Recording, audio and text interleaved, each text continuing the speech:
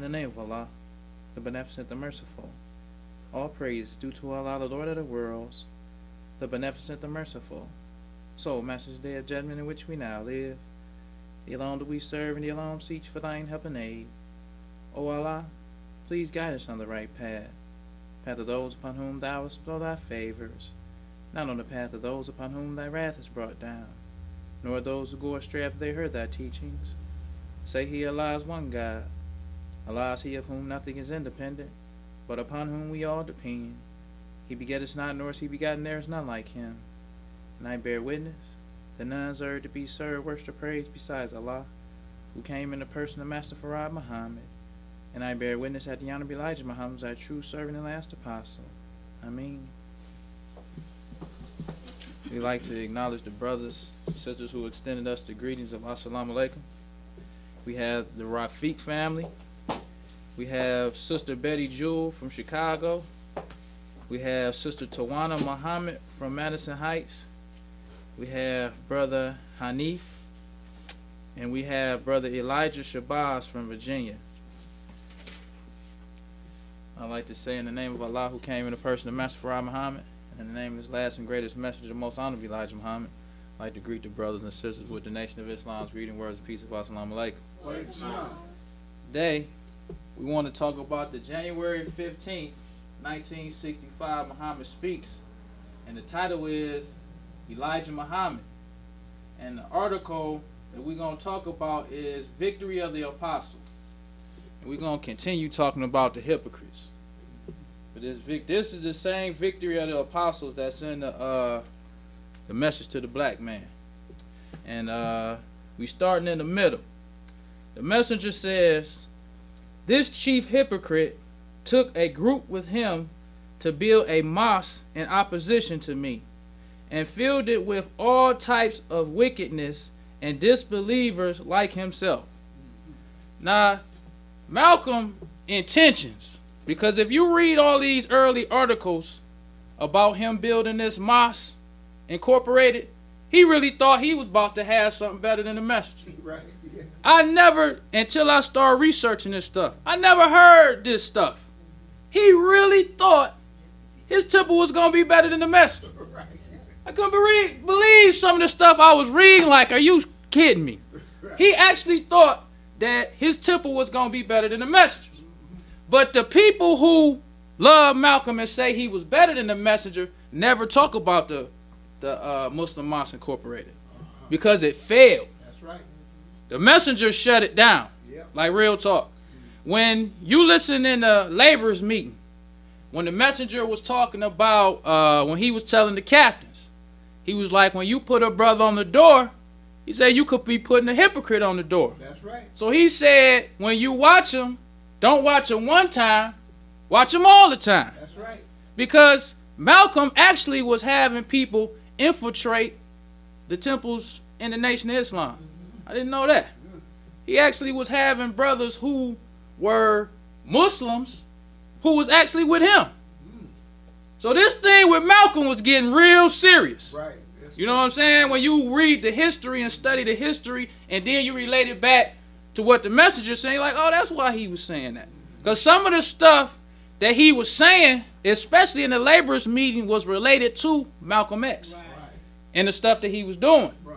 But a lot of the stuff, if you don't really know the history and the dates of when stuff was happening, you wouldn't know why the messenger was saying some of the stuff he was saying. Right. That's right. So he says, this chief hypocrite, because we see in last week's article, the messenger said that Malcolm was the greatest hypocrite he ever saw. Right. Yes, sir. And he called him the chief hypocrite. Mm-hmm.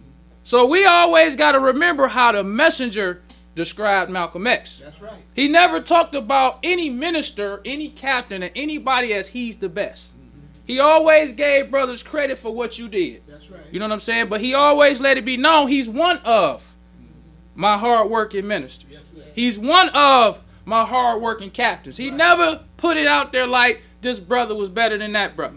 All of this other stuff came when Malcolm turned hypocrite. Yes, sir. So we want to read some of the stuff that Malcolm X was actually saying about his mosque. This mosque that he was building in opposition to the messenger. This comes from the July 3rd, 1964 Daily World. And the title is called Battle Cry Demises Malcolm X Reversing Preachers Coexistence. And this is in the middle of the article. Malcolm says, I have done a complete about face, and I'm man enough to admit it, even if it makes me look ridiculous in the eyes of the world, he said Thursday. He says, and went on to explain in an exclusive interview with UPI why he has rejected the teachings of black Muslim chief Elijah Muhammad, whom he served as chief lieutenant for 12 years. Malcolm says, when I lost my confidence in Muhammad as a person. Now think about that if you was a brother back in the day and you listening to him say that about the messenger. Right. You know what I'm saying? Right. As a person, not like just the messenger. Right. He talking about as a person. Mm-hmm. All the stuff you see in the messenger do. Right. And this brother who used to be in the nation. Right. Going to the world telling them that he lost confidence in the messenger as a person. Mm-hmm. Then he says, I began to re-examine his philosophy, perhaps objectively for the first time, and his doctrine, his entire organization and behavior pattern. He says he teaches hate and offers something that is unobtainable. I believe the black man needs something more. I try to show my followers how they can get something more. The brother was saying, I was like, wow. He said he thinks what the messenger is giving to the black man is something unobtainable. Said he think he could give us more. That's what he was saying at first. Right. Before the messenger turned the heat up on him. Right. Because the messenger started getting sick of all of this stuff Malcolm was saying. That's right. All praise due to Allah. And that's the Elijah Muhammad. We don't never be talking about him. Right. Yes, sir. Because the messenger began to hate Malcolm. Mm-hmm. For real. If you listen to what he was saying, if you look at the history of what brothers was doing, mm-hmm. based on what he was saying, right. He began to hate Malcolm. Mm-hmm. And he didn't care what let the world know. That's right. He began to hate him mm-hmm. from some of the stuff that he was saying. Then Malcolm went on to say, we don't believe in any of Muhammad's philosophy of separation. We believe the Afro-American should have his full part in the entire American experience. I never knew Malcolm said that. They try to make Malcolm seem like he was still so hardcore militant, still this hardcore brother. But if you read some of the stuff he was saying, he was flip-flopping. Mm-hmm. Sometimes he'll talk about this and we gonna do this, then he'll change it to that. Mm-hmm. But people don't never talk about this Muslim Mosque Incorporated. They act like that don't even exist. Mm-hmm. They just talk about some of the speeches that Malcolm made. Yeah. Right. But they don't talk about this Muslim Mosque Incorporated right. because they stick to just saying that the Malcolm X attracted people to the Nation of Islam. That's what they try to do. They try to stick to the things he was saying while he was a Muslim to make people believe that he was better than the messenger. Yes, sir. But this Muslim Mosque Incorporated was supposed to be him showing what he really thought, how he really felt. Because he said in another interview, he said for the 12 years he was with the messenger, he was in a religious straitjacket. That's what he was saying. He said that the stuff that the messenger was saying was what he made him say. And that's why he was totally denouncing him.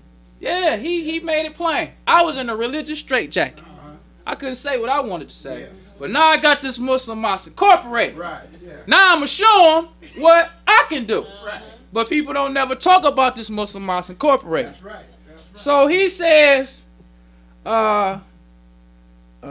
we believe if America says we are citizens, no, he says we have made such a great sacrifice to America as slaves and as soldiers. We believe if America says we are citizens, we should have our rights now, not by degrees, as some courts and others say. If they are ours, they are ours, and if we have to fight for them, we will fight for them. Malcolm X made it clear that his followers are being taught not to hate white people as a race. just oppression, segregation, and injustice which some white people practice. And this is the first thing you notice about all the hypocrites. They always stop with that hating all white people stuff. And they make it known, look, that's what he was telling me to do. I really didn't mean it. Right, yeah. Because the white man being the devil is what separates the messengers, followers as believers from everybody else. Right. All praises be to Allah. No matter how militant black people try to be, right, they love the devil. That's right. They don't really want nothing different from what the devil wants. They just want the devil to treat them right. That's right. Because he's saying he wants the full American experience. You know what I'm saying? If you see that the messenger is setting up a successful separate territory, and you feel like you don't like what he did with these sisters, and that just shows how all that sister stuff was just some talk. Yeah. That's all it is. You had in your heart you were jealous of all praise to Allah. Because some of the stuff that the messenger taught, it's like, come on, why you abandon that? Right. That's right. If it was just about him being with these sisters, you ain't like nothing he taught? Right. Everything he said was a lie? Right. Like, no. Yeah. Not just because you saw him, because what he taught changed your life. That's right. So you don't think nothing that he taught now is worth nothing. It's just you going to change everything. It's like, no.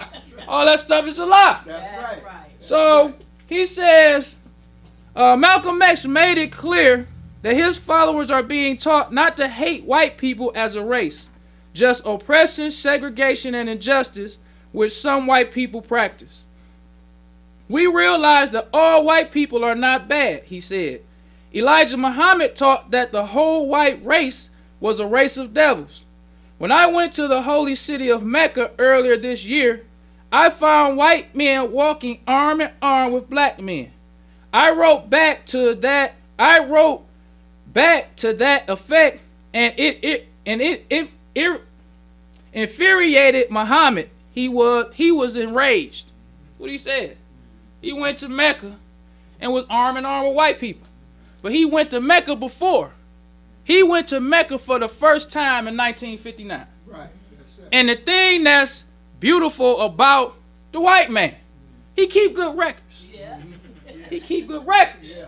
Even black people who did books on the Nation of Islam, they got transcripts of Malcolm's speeches. They got transcripts of him coming back from Mecca and what he said about white people. He said when he came back from Mecca, when he saw them white people in Mecca, he said a white man in Mecca saying he a Muslim is like a black man in America saying he an American. That's what he said. He saw them white people in Mecca. Right.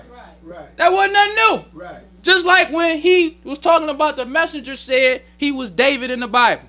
And he tried to come back to the people acting like he trying to say he did that to the women and he's David. But the messenger was saying that David was accused. Right.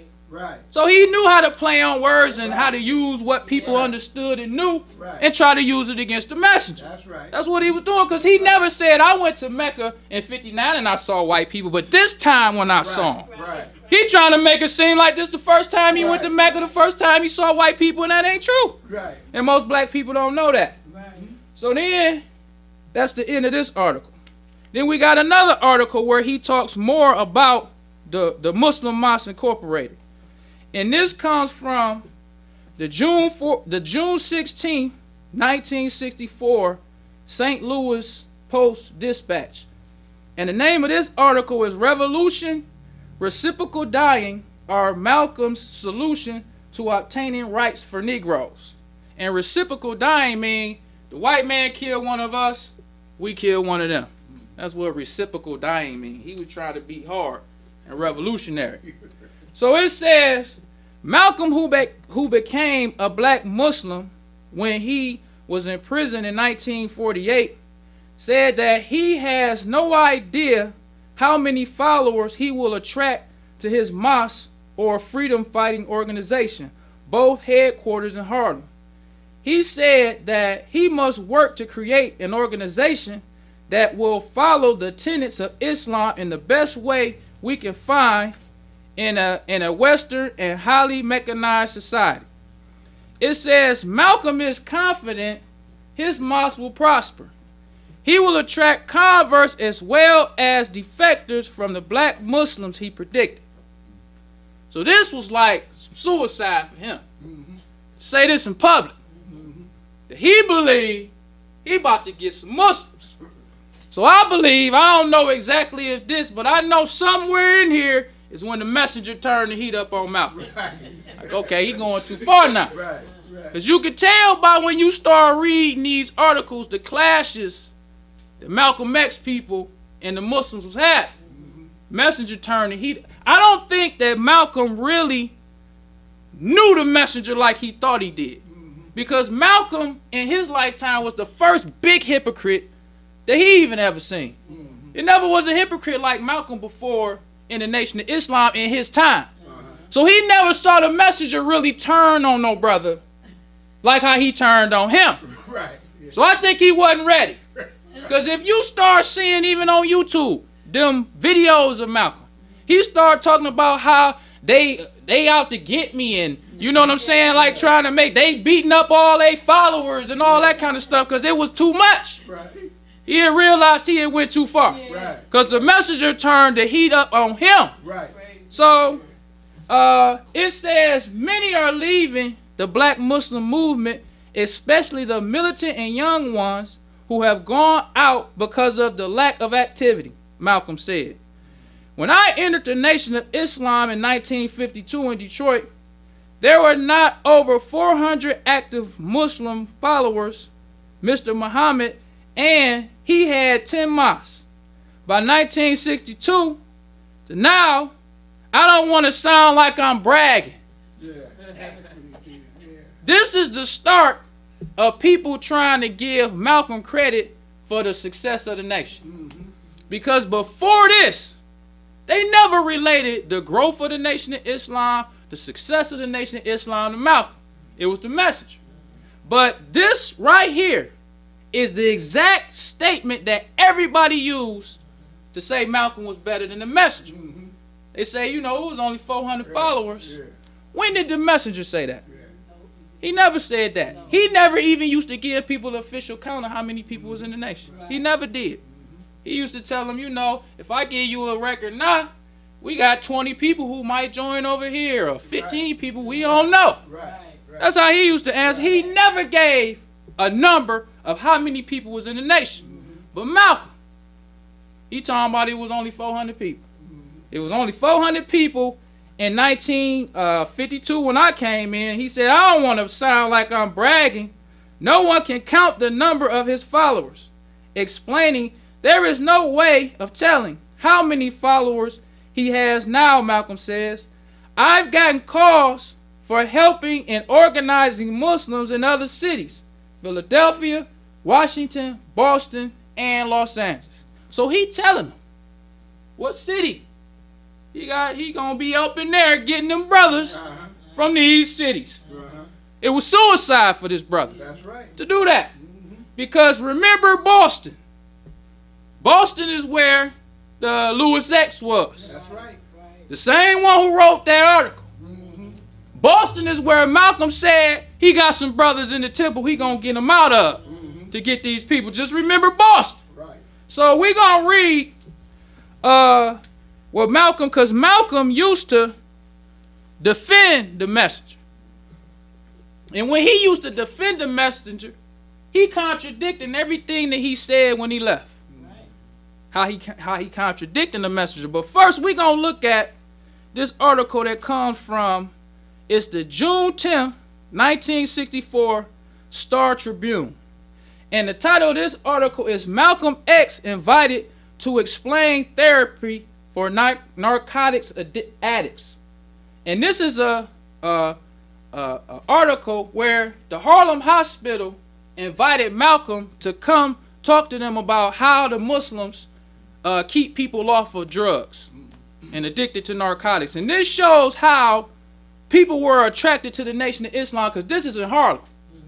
It says, the claims of the black Muslim movement of phenomenal success in rehabilitating narcotics addicts and alcoholics are beginning to attract professional attention.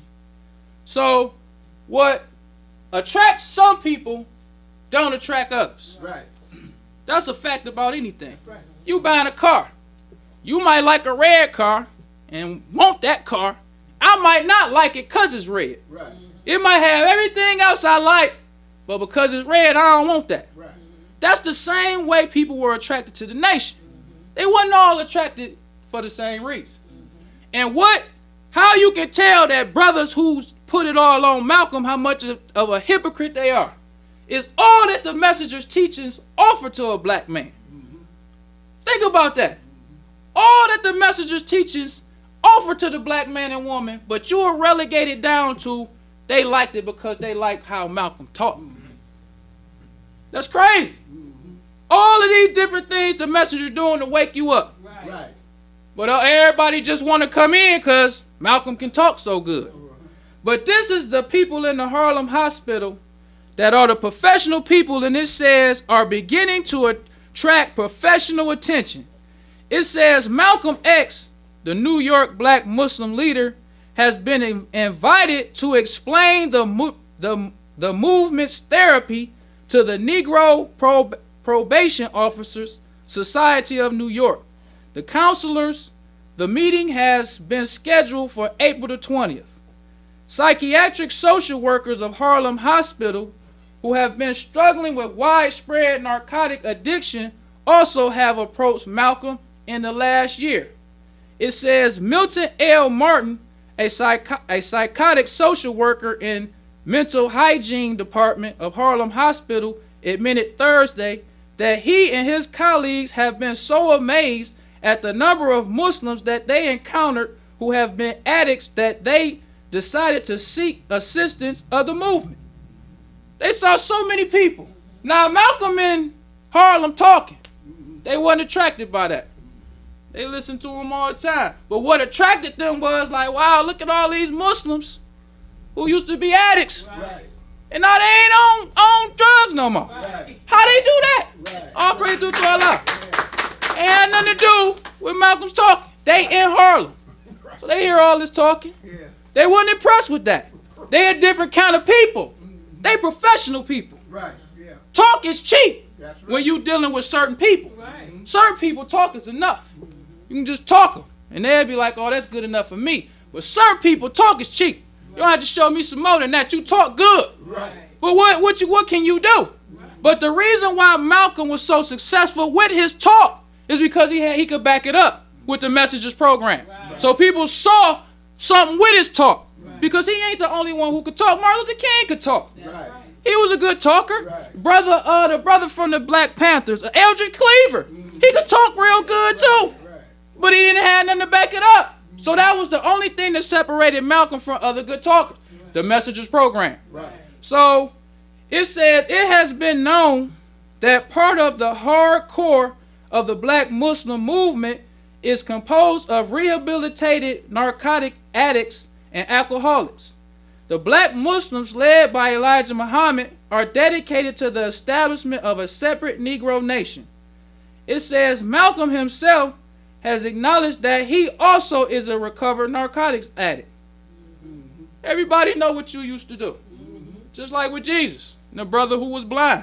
Everybody saw you when you was blind. Everybody saw what this man's teachings did for you. That's right. So you can talk all the talk you want to talk, but we saw what you was before you started following him. All praise due to Allah.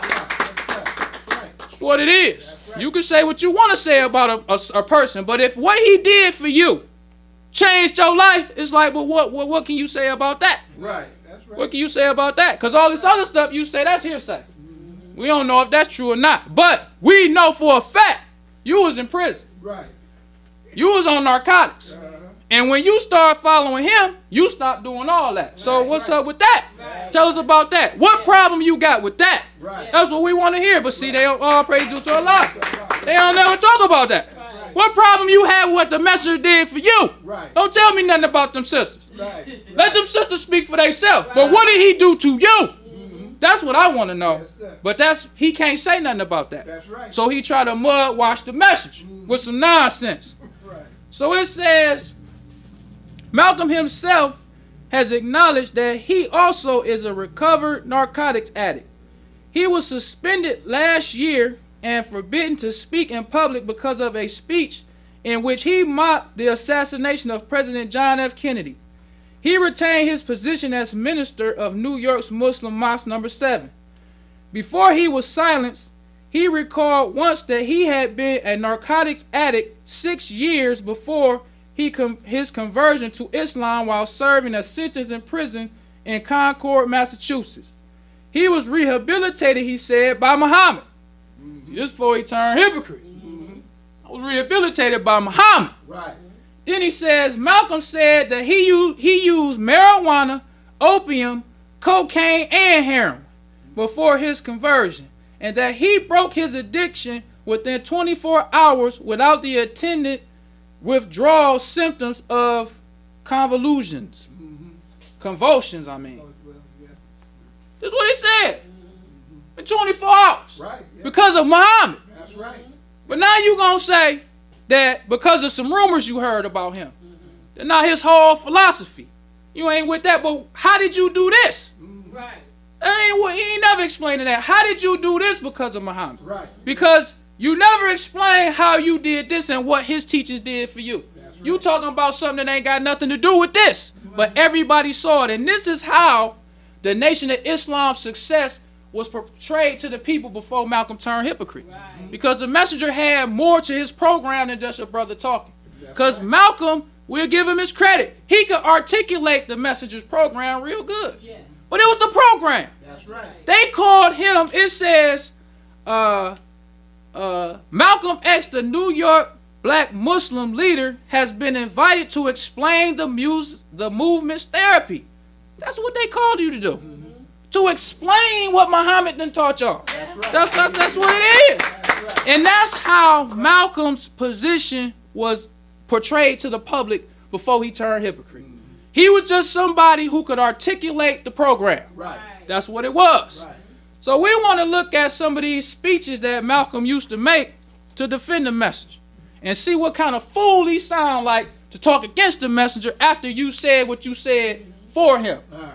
Malcolm X did a lecture at Harvard University. It was the Harvard Law School Forum where he defended the message.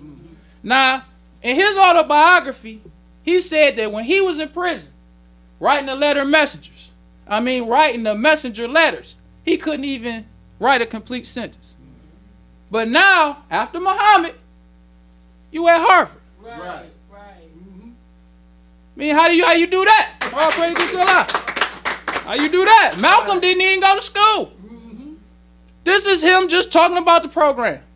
He ain't talking about English, math, science, law.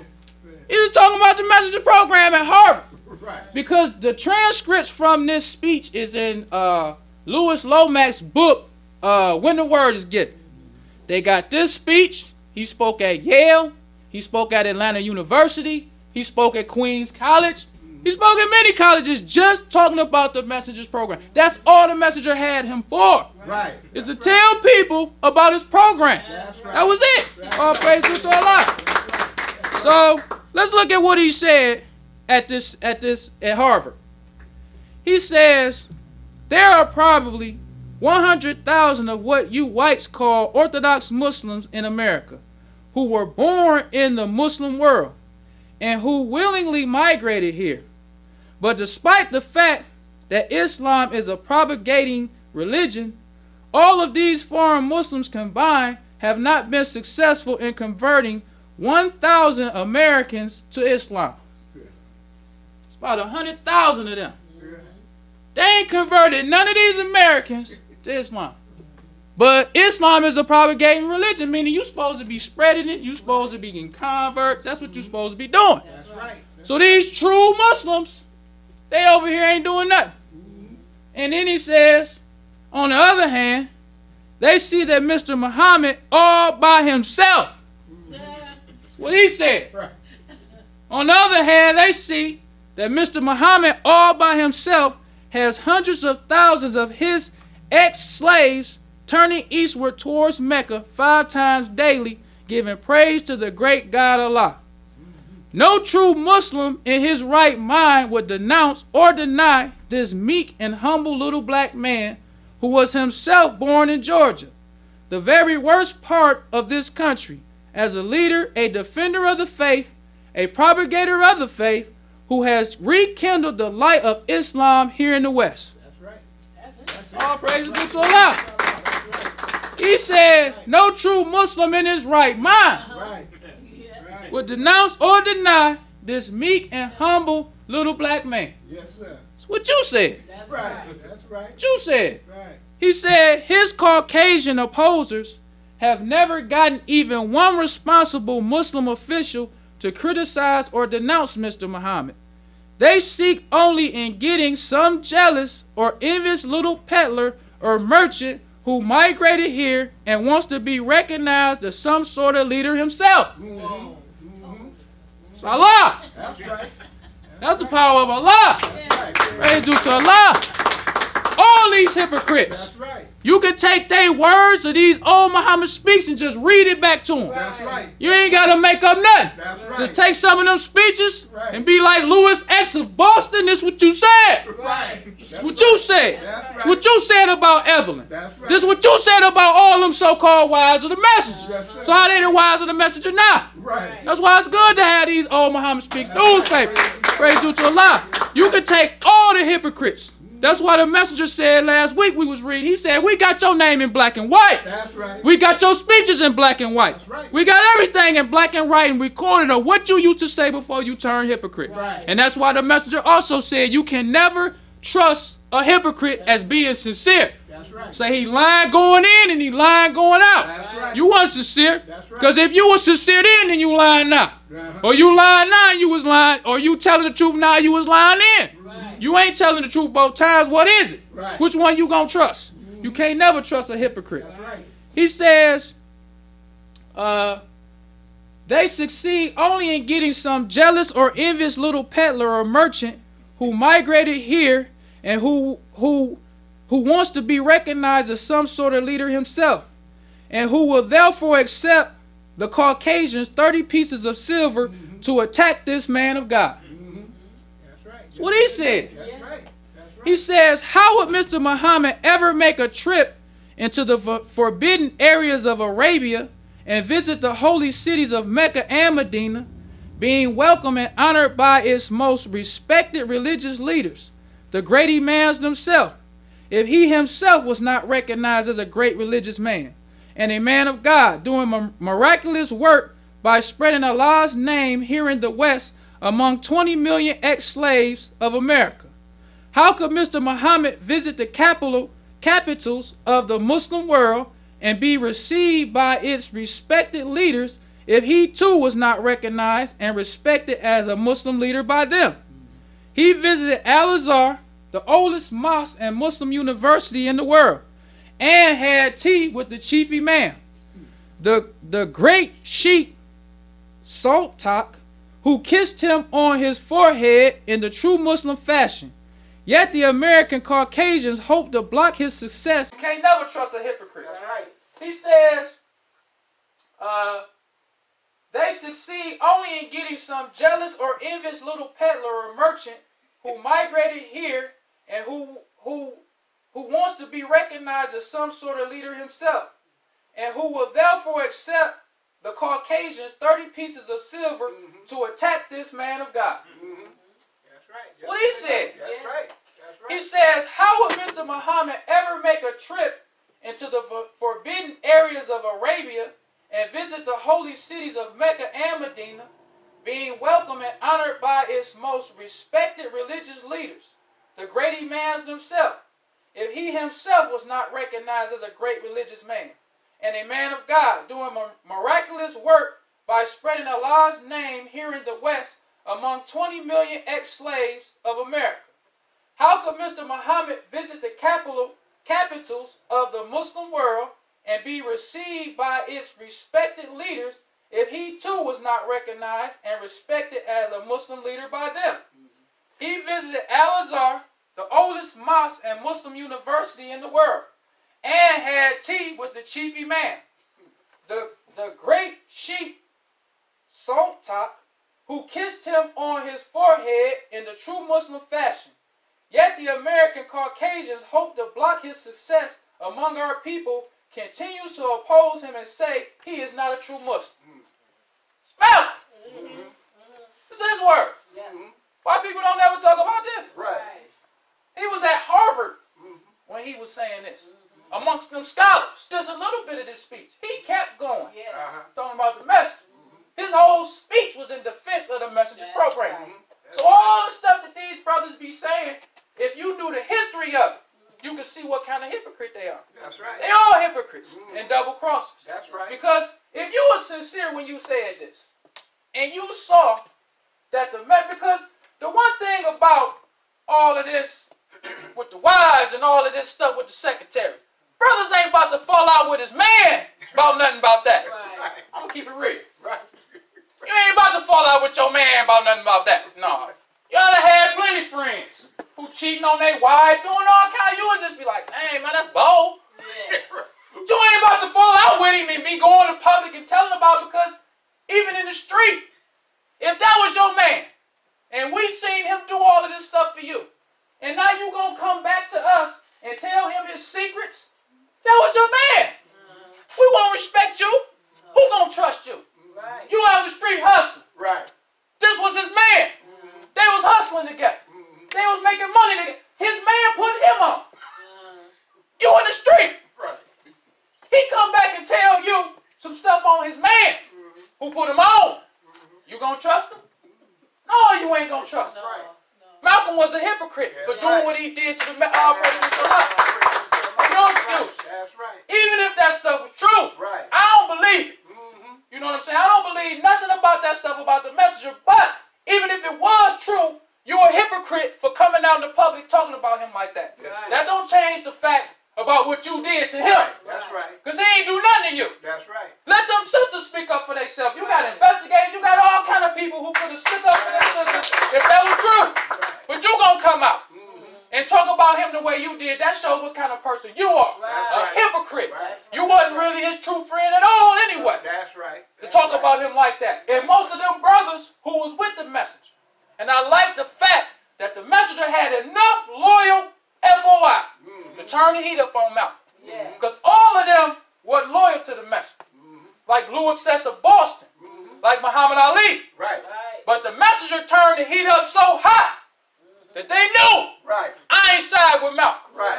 Because Right. the messenger turned the heat up on them brothers. Right. Let's just talk about how the messenger turned the heat up on them brothers. Yeah. Let's talk about it for a minute. Let's go to Boston. Right. The brother from Boston. Oh, yes, sir. Because they had an incident in Boston where some brothers got caught being Muslims in the temple, and they messing around being with Malcolm. Because the newspapers used to record it because they thought that Malcolm was really going to do damage to the message.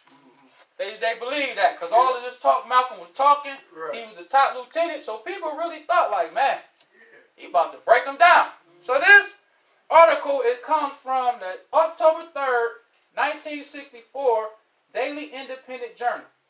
And it's called Black Muslims Weakened by Setbacks Defections. This says, on August 23rd, 2 defectors who had joined up with Malcolm X were given a severe beating on Boston Street by 11 members of the Fruit of Islam. Now, it was 2 of them, and they got a severe beating by 11. 11 FOI. 11 FOI gave these brothers a severe beating. 11 of them. And it says, the military type arm of the black Muslims. Other members of the Fruit of Islam stood shoulder to shoulder in a circle to prevent anyone from going to the aid of the 2 defectors. So they did the same thing that we read last week that they did in New York when they caught them Malcolm X followers. The other brothers who was there formed a chain around them so couldn't nobody help them.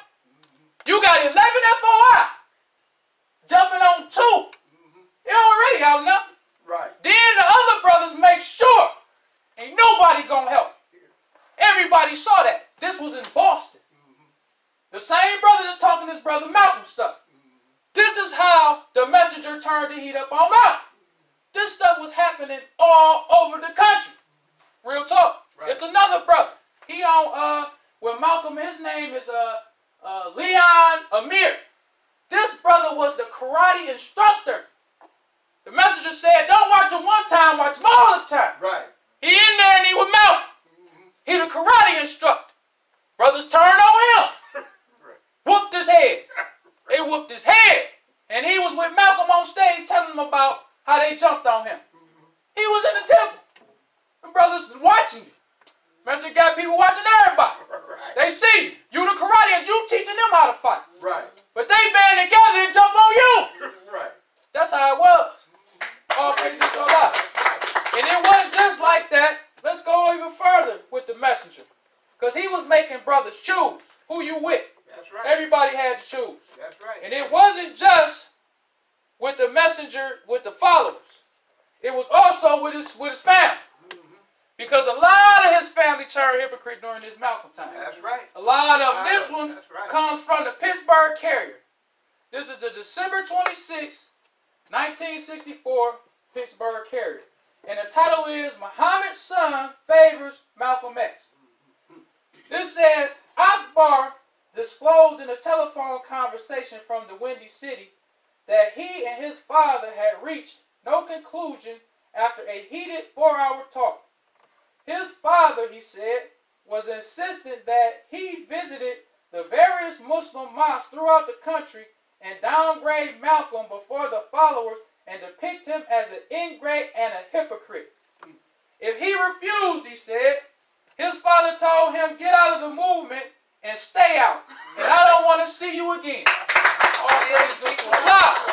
That's how the messenger was. That's right. With his son Akbar. That's right. This was the same son that he sent to Al-Azhar University in Egypt. That's right. Little son, he said they ain't want for nothing. Right. So you look at this article, was in the December 26, 1964 Pittsburgh Carrier. You look in, this is the January 1st, 1965 Muhammad speech. Now this, he was saying, Akbar was saying he was siding with Malcolm in December, on December 26. A couple days later, in the Muhammad Speech newspaper, the messenger got, it's at the bottom. Decree Akbar Muhammad. The messenger. Yes, sir. My son. Yes, sir. So what you think he felt about Malcolm? Right. That's right. This is his son, his youngest son, who turned hypocrite. He had in there on Sunday, November 29, 1964, at Muhammad's Temple No. 7, New York City, a speech was made by Akbar Muhammad containing statements and views which were not in keeping with the teachings and principles of the Honorable Elijah Muhammad, the Messenger of Allah. It has therefore been decreed by the Messenger that Akbar Muhammad is no longer to be regarded as a follower of his in what Allah has revealed to his father in the person of Master W.F. Muhammad. Akbar is now classified as a hypocrite by his father and by all those who follow him. Praise Allah. This is the message. That's right. And that's why you see Louis X of Boston and Muhammad Ali sided with the messenger. Because they saw what was going on. Right. Firsthand, what the messenger was doing to his family and what them brothers was doing to brothers who was in the temple, who they caught, who was with Malcolm. So they said, even though they wanted to sit, because as soon as Wallace changed the teaching of the messenger, Louis X of Boston and Muhammad sided with Malcolm X. That's right. That's right. That's right. This is Elijah Muhammad we don't want to talk about. We don't want to talk about that military Elijah Muhammad. We want to make up an Elijah Muhammad that's good for us. You know, somebody that we can. That's why all this oral history, I ain't buying none of this. Right. Where you show it to me in the Muhammad Speech newspaper about what you talking about. Because I seen, even today, online, these brothers talking about Captain Joseph was the strongest captain in the nation. Based on what? Based on what? It's just oral history coming out of New York. So Malcolm was the best minister, not Captain Joseph. Now, if you was in New York, it's understandable if you love Joseph. Right. You're going to think your captain is the best. Right. But to try to make everybody see him like he was better than other brothers, no. The message said there are no big eyes and little U's. That's right. That's right. You know, you can love your captain, you can love your minister, and quite naturally you would do that. But to get a history of the Nation of Islam as though Captain Joseph was the best, when you listen to the laborers meet, Theodore Hamza and them brothers in Cleveland was outselling New York. That's right. All praise to Allah. They're the best. That's right. That's not saying Hamza was better than nobody, Right. but he was doing that. Right. So based on that, how can you say that Captain Joseph was the best captain in the nation? Because Muhammad Speaks is the #1 program. That's right. Now some people might go off that to say the captain in Cleveland was #1. He was the #1 captain. That might be what they go off then. Or somebody might think Joseph might be #1 because he was the captain for Malcolm X. Everybody got their opinion. But based on the fact, no. Because if you look at everything about the Messenger program, some brothers was good in this, some brothers was weak at this, some brothers was strong in this, some brothers was strong in other things. It wasn't no best. Right. But when you listen to the oral history of brothers, they always try to put one over the other. But the Messenger never did that. But we see that the Messenger started making brothers choose. Like who you with. Right. Because in this article with his son, Akbar, it also got, because his son further said, he says, if he refused, he said, his father told him, get out of the Muslim movement and stay out. I don't want to see you again. He says, professing his friendship for Malcolm, Akbar said he would never denounce him until his parents could show him that Malcolm was unworthy on the basis of the Islamic theology and the Muslim holy book, the Quran. It says Akbar disclosed that he had made up his mind to split with his father as early as last August, but wanted to have a face-to-face meeting with him before he made it final. Then you go on and read in the article, it's talking about Wallace turned hypocrite like some months before, and his nephew, the messenger's nephew, and his name was, it says, another defector from the Muslims was Hassan Muhammad, a nephew. So his nephew turned hypocrite. Now think about the messenger. He got bronchitis because there was a lot of speeches that the messenger was supposed to go to that he had to cancel in this year. You got Malcolm turned hypocrite on him and was mud washing him in the public. Right. Wallace turned hypocrite on him, mud washing him in the public. Akbar turned hypocrite, mud washing him in the public. His nephew, you had them sisters on interviews talking about them kids he was supposed to be his, but he still stood strong for the cause. He sure right. All praise to Allah. That's why he didn't count. That's right. Because if you go and look at this history and look at all that was going on for the messenger at the same time, he still had the 3-year economic program. That's right. He still had the Muhammad Speaks Right. newspaper. He was still doing all kinds of stuff while all this going on, and he fighting that. Right. Because he wasn't just sitting back, just letting them do what they wanted to do. Right. He was fighting back. Right. He was fighting Malcolm back. He was fighting Wallace back. He was fighting Akbar back. He was fighting everybody back with his ministers and with the FOI. Right. But they never talk about this stuff. You never hear people talk about that Muslim Mosque Incorporated and whatever happened to it. Right. Because this is another article talking about how they found brothers. Let me see. They found brothers in, I think it was St. Louis. This comes from the May 11, 1964 St. Louis Post-Dispatch. And it says, descendant group trying to win members from Muslims here. It says Malcolm X, former #2 man in the black Muslims who recently broke away from the parent group, is attempting to extend his new militant organization in St. Louis, the Post-Dispatch learned. Clyde X, St. Louis leader of the black Muslims, has been notified by top national leaders of the sect that a man and a woman are working secretly here under the direction of Malcolm X to organize followers in his cause.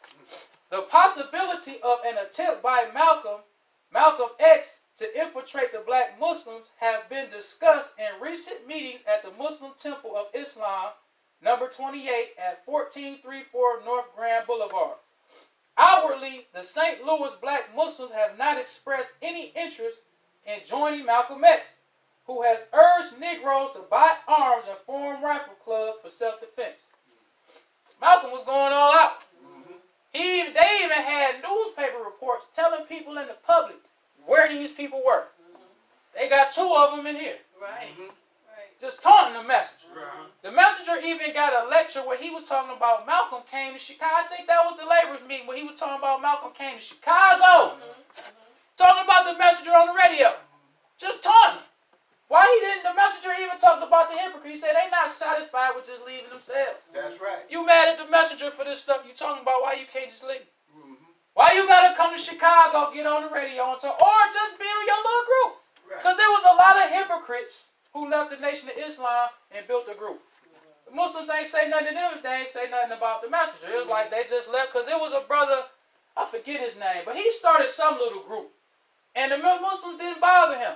You know what I'm saying? Because the messenger said, once you turn hypocrite, I don't keep up with you. Right. The only hypocrites that the messenger, if you messing with the Muslims. But if you just left, started something, if you didn't say nothing about the Muslims, they kept on going. That's They right. wasn't paying you no attention. But Malcolm X, he's up there mud washing the messenger. Right. Talking about him as a person to these FOI. Then we got another speech from Malcolm. And this one is from Atlanta University in 1962. This is what he said in this one. This is when he was in the nation.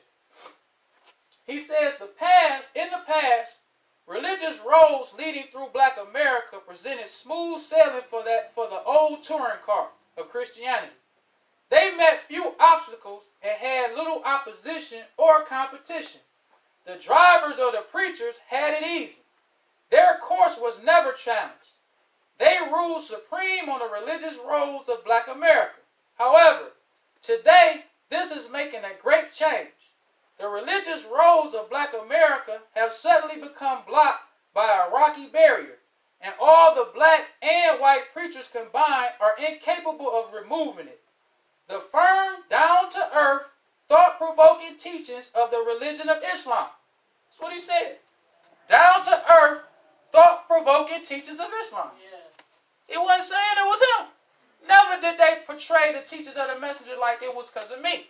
It's because of the thought-provoking teachings of Islam are now obscuring this path over which it was once easy sailing for these preachers of the white man's Christianity. Islam poses both a challenge and a threat because Islam is the resurrecting power. Thousands of so-called Negroes are beginning for the first time to think for themselves since turning away from the segregated church or Christian church and are rejoining the ranks of their black brothers and sisters of the East. Their age-old faith in the religion of Islam, the religion of our foreparents, the true religion of the black man, the spiritual leader and teacher of the many thousands of new believers here in black America is Messenger Elijah Muhammad. Before we heard the teachings of Messenger Muhammad, we, the American so-called Negro, were in a grave of ignorance. Right. That's how he used to say it. Yeah. But when he built this mosque incorporated, that's when he started talking about it's me. And people stuck with that. Started talking about how it was Malcolm. But they never talk about the Muslim Mosque Incorporated. Whatever happened to it? Right. Right. Whatever happened with that? Like, whatever happened with it? How many members did he have? How many Right. people did he track in New York? Right. They never talk about that. Then we have another. This comes from James Baldwin's book.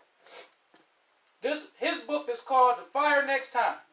This is what he said attracted him to the Muslims.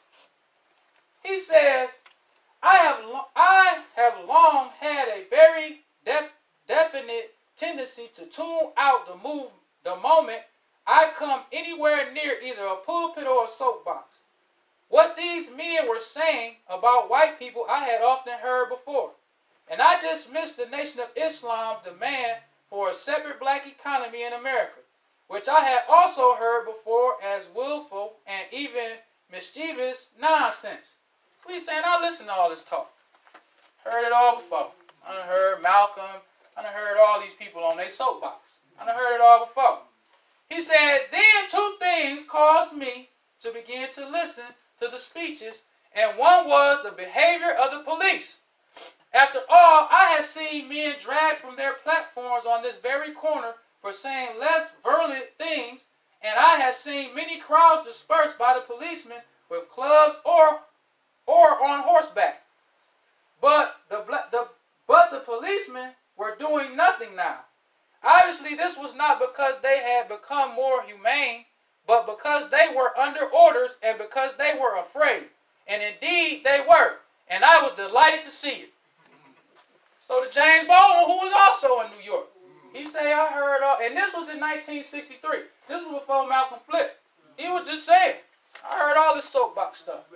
That didn't impress me. But when I saw the police, because the Muslims in New York, they had a brother was in court, and they had brothers carrying signs called, one says, Allah is the greatest. Another one, they had signs for the Muhammad Speaks newspaper, and you see the police officer just standing there. You could see the police, when Malcolm used to have rallies, they would be standing all around. Police didn't interfere with the FOI. That's real talk. Because they had an incident at Savior's Day. This comes from the March 1st, 1965 Tampa Bay Times. And it's called Muslim Chief Appears, Critic is Beaten and Kicked. This says, Fruit of Islam Guard yesterday beat and kicked a man inside the convention hall where their black Muslim leader, Elijah Muhammad, appeared under the threat of death from the followers of the assassinated Malcolm X. The karate-trained personal bodyguards of Muhammad refused to allow the police in the Chicago Coliseum while the beating was going on. The brothers told the police, look, we handling some business. Right. This don't involve you. That was FOI, I'm telling you. That's right. Go back and read some of this FOI stuff. That's right. You'll be surprised. That's right. It says, the karate-trained personal bodyguard of Muhammad refused to allow the police in the Chicago Coliseum while the beating was going on. You can't come in here, a burly Fruit of Islam guard shouted as members of the task force pressed their way into the lobby. Moments later, a bearded 6-foot Negro was ejected from the hall. You can't come in here. So now they see them throwing him out. Hey. That's right. He was with Malcolm. That's right. Then it says, the man identified himself as William Greer. Now you can go on YouTube and Google William Greer, and they interviewed him while he was in the hospital. Go look at it. He was trying to act like he wasn't with Malcolm, like, oh, they just, no, you was with him. Right. It says, police did not insist on entering the Coliseum when the Fruit of Islam blocked their path. They just let it alone. Like these brothers, they handling what they handling. We not going to even try to force our way in. Ain't no point. This was FOI. So it says, the disturbance broke out in the tense hall an hour after Muhammad had arrived under heavy guard to speak to the final session of the National Convention of his black supremacist cause. As Muhammad sat behind the massed rank of his bodyguards, a disturbance broke out in the rear of the hall. A retainer shouted out into the microphone, whatever is going on at the back of the room can be taken care of. Fruit of Islam guards swarmed to the rear of the auditorium. Others jumped to their feet, shoulder to shoulder, forming a protective ring about the whispered preacher of racial hate. But them brothers just handled it.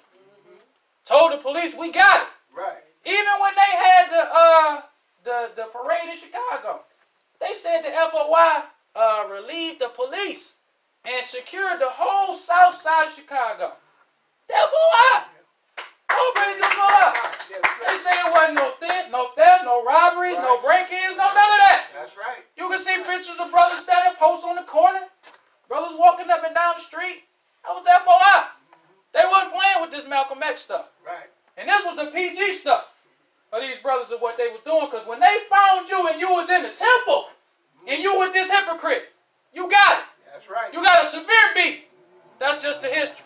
And also, this Muhammad Speaks newspaper right here, It's on the website. So y'all can go on the website and check this out. This That Muhammad Speaks newspaper that got Malcolm's head rolling in the street.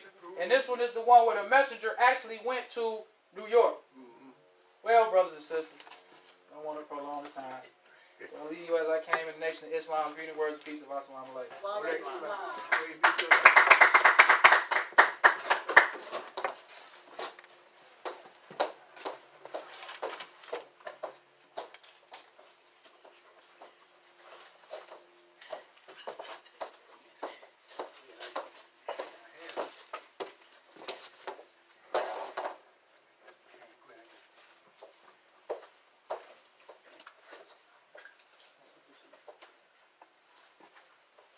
Brother, sister, rise for prayer.